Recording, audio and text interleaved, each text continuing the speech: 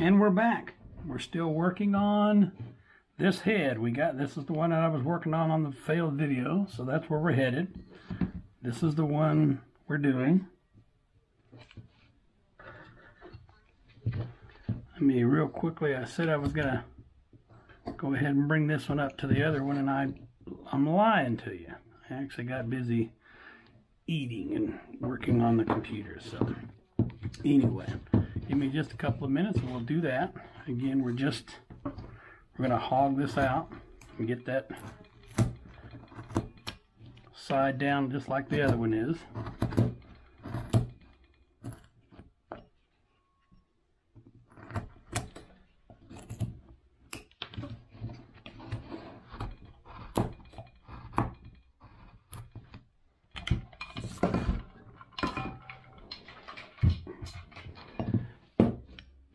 And to move my water bottle every time the table made a noise, it made a noise as well.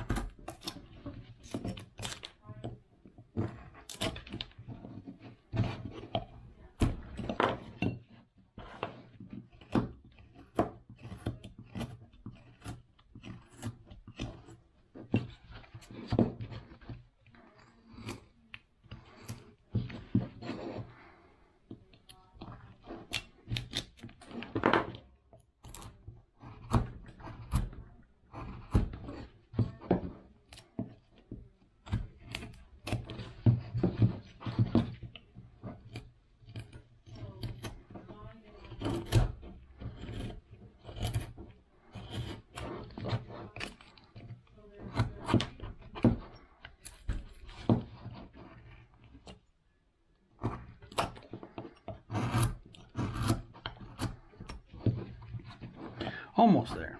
Give me just another couple of minutes. I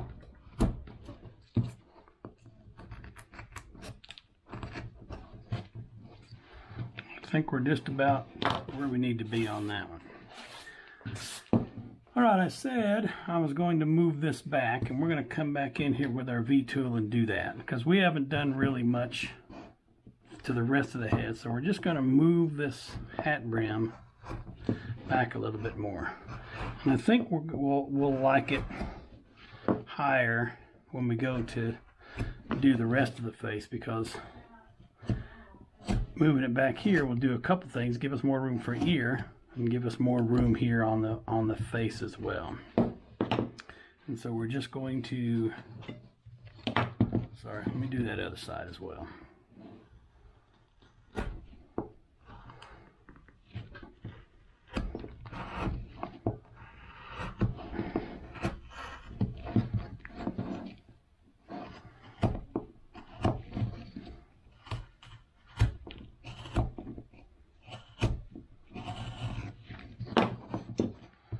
Alright, we've moved that back, so now we're just going to trim up under that brim.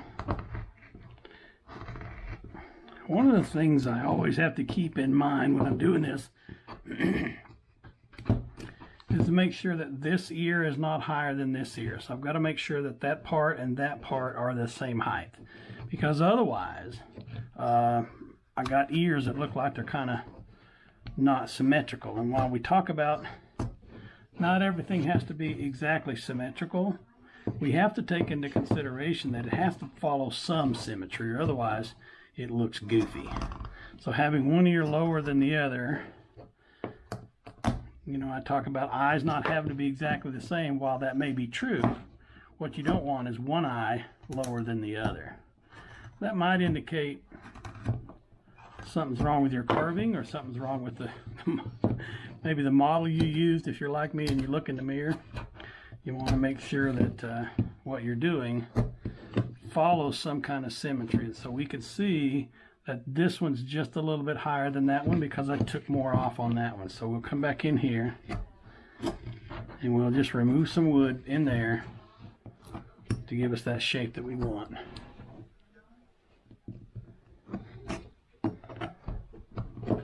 Okay, now that looks a little better.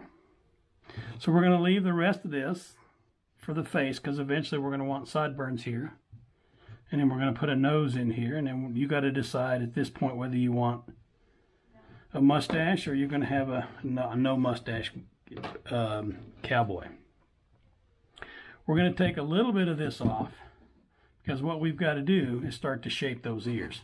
So one of the things I like to do is start right behind the ear, and I'm just going to V-tool that line that I did here. I'm going to V-tool the same line here, make sure they match. This one comes down to here, and while I can cut some of that off later to make that ear smaller or ear taller or skinnier or fatter or whatever I want, just off just a little bit on that one. And so we'll move this one to match back here. So I'm going to take the V-tool. We'll just take that right off. Be careful not to slam up into that brim much. So now we got an ear in there, or at least the shape of one. So what I'm going to do now is I'm going to start right here, start removing some of this excess bulk that I have here.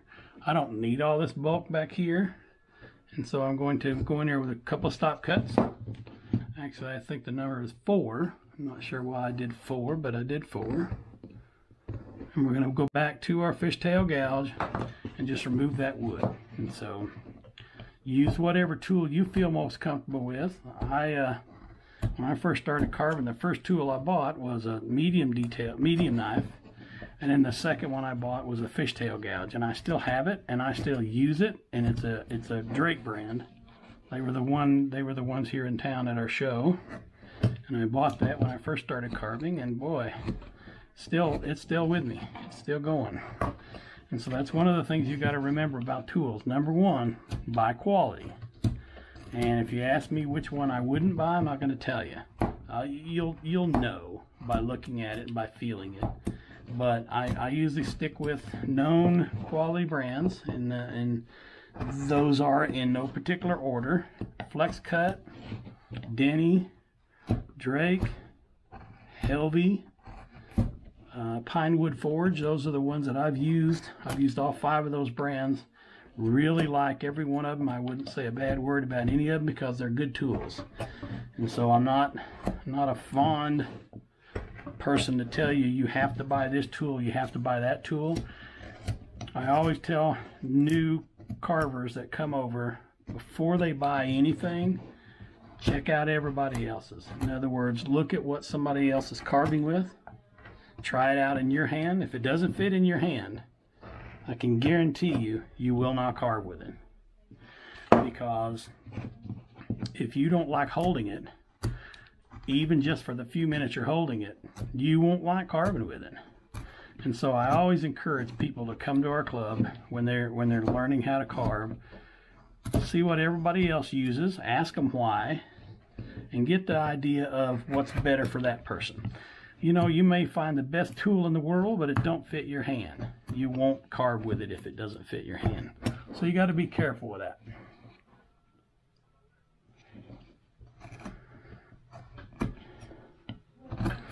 And so I like what I like, and I use what I like, and unfortunately, the advice I'm giving you is hard-earned, because I have bought tools that I don't really like. Not because there's anything wrong with them, but because it didn't fit my hand very well. I don't have real big hands. In fact, I wear a small glove. And so I see all these people carving with using their extra thumb, and I don't have an extra thumb because I lost it in a table saw accident, as I mentioned earlier. But it makes it difficult for me to be able to use certain tools that people really love. This is about as big a handle as I can handle. Anything bigger than this, and I'm lost. So, all right. Kind of got those ears shaped, and I'm not really going to do a whole lot to them right now except give them a plane. Each ear has a plane down to the face. You want to make sure this face doesn't just look, the ear doesn't look like it's just stuck on the face. And so I'm going to give this an angle. All I'm doing is moving. I'm not touching the back corner. I'm just moving the face, the ear plane down to meet the face. This side's backwards for me because I'm right-handed, so I'm just going to come in here with a fishtail gouge, and it does the same thing. Sorry, I was off the camera there. But I'm doing the same thing that I was doing with the other side, and I'm just moving that ear plane down to here. I still left this part right here high because eventually I'm going to want to come in here with a flexible knife, a more flexible knife rather, and make that swooping cut on it. I've got several of them that I use. This has a lot of flex to it. It's a Drake. You can see how flexible that is. This one has very little flex because it's a heavier knife. All right, time to draw. And so I'm going to draw it in pencil first. We got a chip out right here for the front of the ear. This will come back around here like this, and depending on what kind of ear you want, you can carve just about anything you want. Do try to make sure these things are symmetrical somewhat. And so, in other words, where the bottom comes in and where the top comes in, try to make those symmetrical. One of the first things I do with these is give them a shape to them. So ears have a shape, and so they're not just blocks. Although in reality, when you go to carve, or you go to sell your carvings or give them to somebody, Ryan Olson says, ain't nobody going to give you their carving back to you and say, I don't like the ears. And so I think he's about right. I'm going to take out this chip in the corner right here. I'm going to go fairly deep when I do that because you're creating a negative shadow, a negative space back in there. So take out that chip. It sets that ear back. It gives you some negative space. You may have to carve that a couple times because you want to make sure that it goes back under there, plunges back into the head. But what you want to do is remove that chip right there and any other little fuzzies you left in there. You want to make sure that ear looks like it's tucked back in there. Same thing over here. Go deep. Go deep. Take it out. That's what it should have done the first time instead of me piddling with it over there on the other side. So you've got an ear indentation back there. I'm going to trim a little bit of this because I don't like that blocky. I'm going to go to a flexible knife here. I don't like that blockiness of it, of anything. I'm just taking the sharpness off of it. Okay. Now, here in just a minute, what we're going to do is make that ear, give it a little bit of shape. I like a little flop over. I don't like a great big one, but we're gonna give it to where it looks like it's flopped over. And I do that with a big gouge. I say that and I gotta find my gouge. That's the problem with having too many tools laying around everywhere. You forget where each one is. When you go to look for it, you go to find it, and you can't find it doggone thing. Anyway, we'll use this one right here.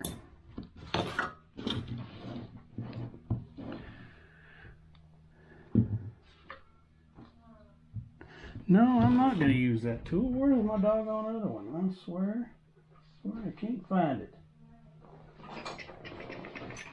Just because it's laying right here. All right, I'm going to come in and I'm going to give from that swooping cut that I made earlier, I'm going to give it a little bit of a shape. I'm just giving that ear a little bit of shape. Don't need much, but make sure you're shaping the whole ear, not just one part of it. And know that if we screw this up, we can always make it smaller. Okay. I'm going to come back in here with a little smaller gouge and just deepen that. I want to have that in pretty deep, going all the way up here to the top. And then I'm going to take this part right here, and I just want to trim it down. So it looks like that ear is flopped over. I don't know if you can see that very well. I'm going to come back in here to the back of it because it's really rounded right here. And I'm just going to take off that back corner.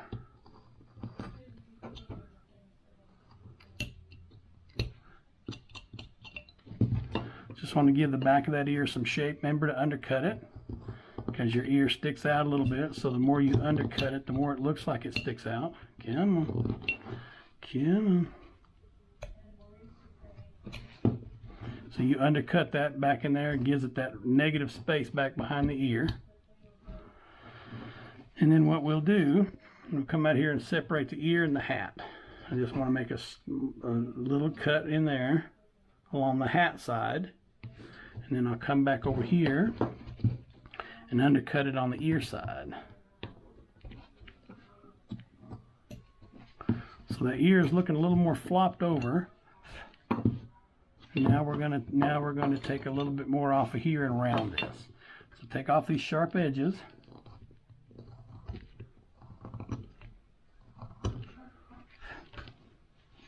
And then we'll come back in here with that big gouge again.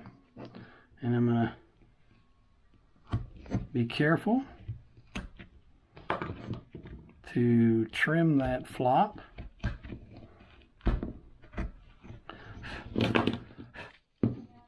Now he's got a little bit of a flop. He's a big old ear, so I'm going to shape the back of it to give it that question mark kind of shape to most ears. And I don't like this real sharp stuff, so I'm going to come back here and I'm going to trim that off as well. And then undercut it so it looks like the lobe is hanging down. Okay, rough ear. We're still not anywhere near done with it because I've got this big piece up here. And so I'm going to grab a smaller gouge. We want to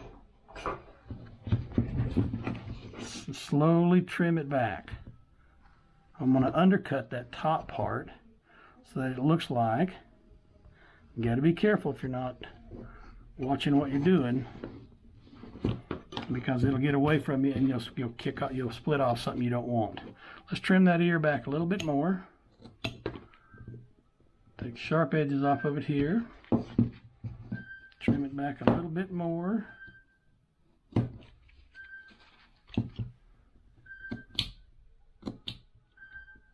And again, we're just trimming that ear so it looks like it's flopped over. And so the flop over comes more in the back too. And then we leave a spot out here. And then we'll undercut that ear as well. My phone's going off in the other room and I'm ignoring it and it just keeps going. 90% of the phone calls I get on that dead blasted thing say scam likely, so I don't answer 90% of them. So if you know me and I don't have your number, call me and I'll answer it. But otherwise, if I don't answer it, it's not because I don't want to talk to you. It's because I don't know who your phone number is, and I'll get to it when I can. There's one ear. I want to add a nice little touch underneath. Underneath that, I just want to make it look like it's really flopped over. So I'm coming in here with another smaller gouge, and this allows me to undercut it. And if you notice, we haven't carved in the wind flap. We haven't done any other lines on that ear. But all we're doing right now is just shaping it. Shaping it so it looks like his ear's flopped over. And if you think that's too big, you can always come back in here and cut some more out. Undercut it back in there. You can also take some off the front because that's a sharp line right there. So if you take some off of there, it trims that ear back a little bit more. But anyway, we get to this, and we've got our ear, and take off those sharp edges because ears don't have sharp edges. And again, make it shorter as needed because the bottom of the ear should be at the bottom of the nose, and it's almost there. We got a pretty good size ear, and I make them big so I can always come back here and make them smaller. And then undercut them a little bit more.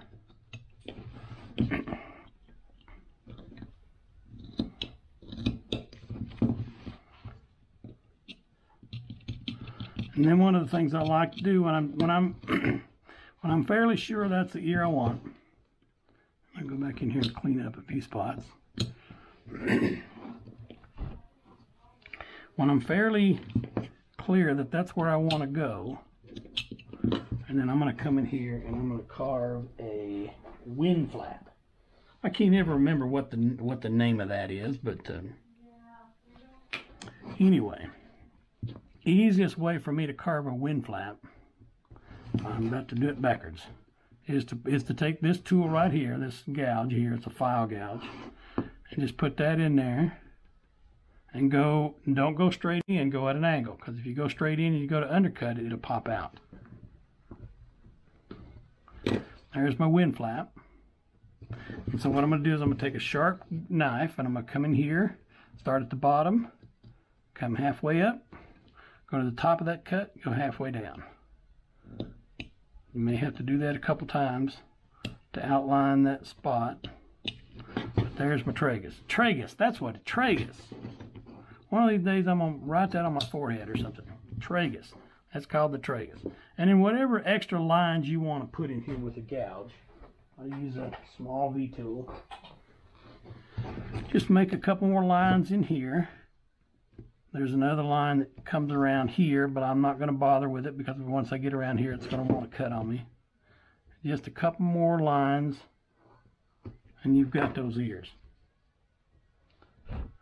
Okay? Again, you can make them smaller. You don't have to make them the same size I did. You can certainly make them smaller. I'm going to trim this area back here where his jaw is going to be, because right here at the bottom of the ear is where the jaw, if you follow your jawline up to your ear, it comes out to about the bottom of your ear for most people. Not everybody, but for most of us, that's where our jaw starts. Your mandible, if we're using correct anatomical terms. I'm going to do the same thing over here, the same process that I did with the other one. So follow along and we'll have a little bit of fun. And let me see if I can get this done before you're bored yet.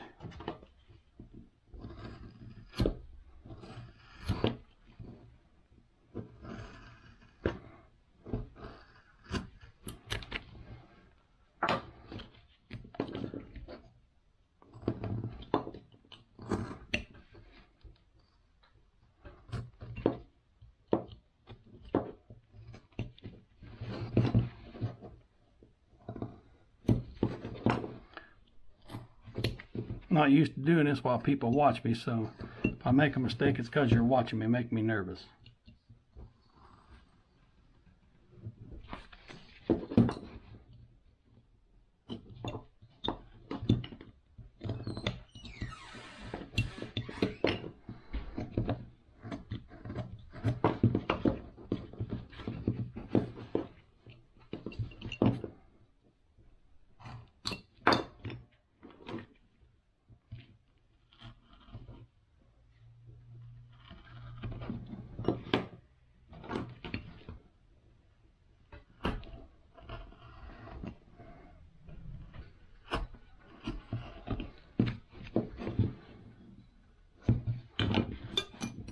Checking on, making sure they're symmetrical somewhat. Don't have to be perfect, but they got to be close. Grab a more flexible knife.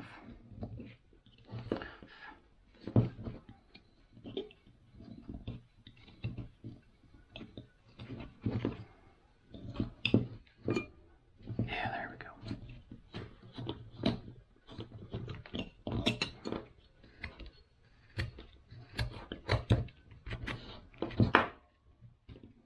Tragus time. Make sure they're about in the same spot. Again, I got to remember what Ryan says. Nobody's going to tell you they're not going to buy that because they don't like that ear. But I also don't want them to think that. Even if they don't tell me, I don't want them to think that.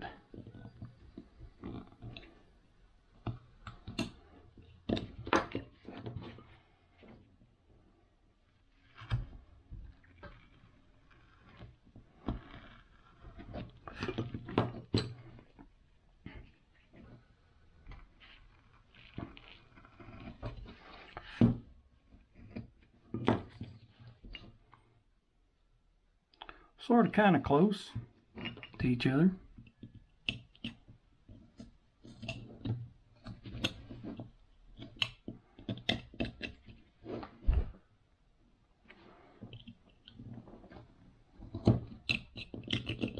A couple more lines in there.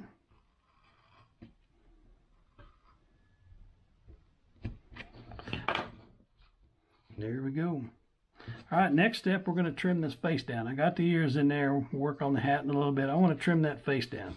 Basically, what I want the face to come to is like this, kind of a triangle. So from that nose, it should come down to about like that. So I'm going to remove this kind of wood. I'm just going to cut right up. Right up. Whether you use a knife or a fishtail gouge or whatever, that's up to you. I've used them both ways. I like them both ways. I just like carving. And basically, I'm giving the structure of the face so that I can stick the nose out. Now, at this point, you have to decide what you're going to do in terms of mustache. Are you going to have a mustache on this fella? And if you are, what kind of mustache is it going to be? Big one? Small one? It's up to you. Anyway, we're going to do that both sides.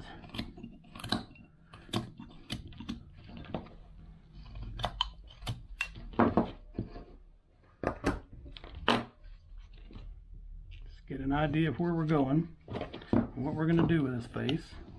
We're about done with this segment of video, and then I'll stop and we'll start another one. Try to keep them down around 20, 25, 30, somewhere around in there. And it seems to work for me, and hopefully it works for you.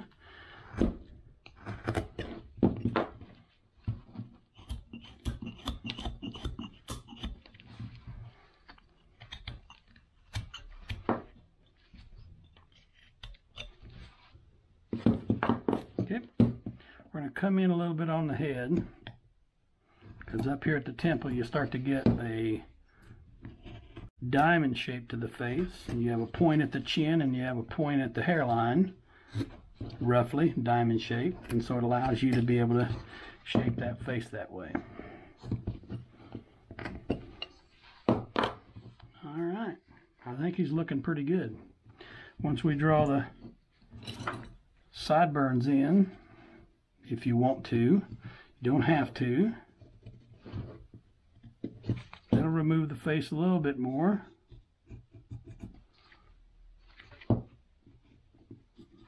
And so I'd come in here with a V-tool. Where's my V-tool? There we go. Come in here with a V-tool, make a cut right up there. Same way here. Cut up into the head. And then I can come back in here, make that stop cut right in there, and start to give this face some shape. Be careful right in here, because if you undercut that too much, you'll end up with a lot of stray cuts you got to cut out to clean up. We just want to give that face a little bit of shape. Got a little shape to here, and this gives us, we can make a strong jaw out of here. We can make all kinds of mustaches. If you don't want a mustache, not every cowboy had one, but you can do it where you have a 5 o'clock shadow. Show you how to do that as well. Okay, I think we'll call this video good for right now. That's where we're at. We'll clean up and get ready for the next video. See you in the next one. Thanks for watching.